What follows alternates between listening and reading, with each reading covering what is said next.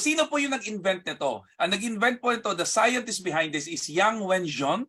Siya po ang isa sa pinaka top scientist ngayon ng China, and actually, he is actually the top scientist of the whole world right now. Isa po siya doon. Kumbaga, kasama siya sa mga think tanks ng mga scientists right now. And can you imagine when he created this device, talagang pumasa po sa lahat, from safety, efficiency, electronic conformity, even human clinical reports. Meron po tayo, kompleto po yung papel. Kaya nga, I'm so excited kasi nakakagulat po yung nagagawa nitong produktong to.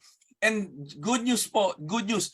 Yung Prive International, the president, okay, the group president, when he saw this product, he immediately got in touch with the scientists, and they have a formal understanding and a formal document that Desyang, na which is may hawak nitong itong iTeracare, ginawa na pong exclusive distributor ang Prive International.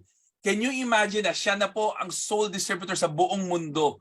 Kaya nga I'm so excited kasi nga we have the chance to market a product that can really revolutionize the whole world.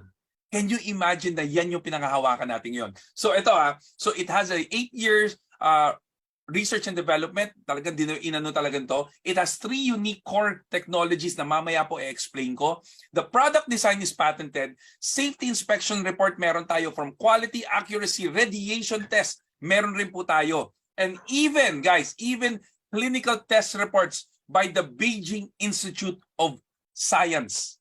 Meron po yung kompleto. At alam niyo po, isa po sa mga staff natin na research po, yung Beijing Institute of Science, sobrang laking yung institution. Sobra, as in high-tech po lahat ng mga gamit nila doon. Kaya nga tuwan-tuwa sila dito sa produktong to.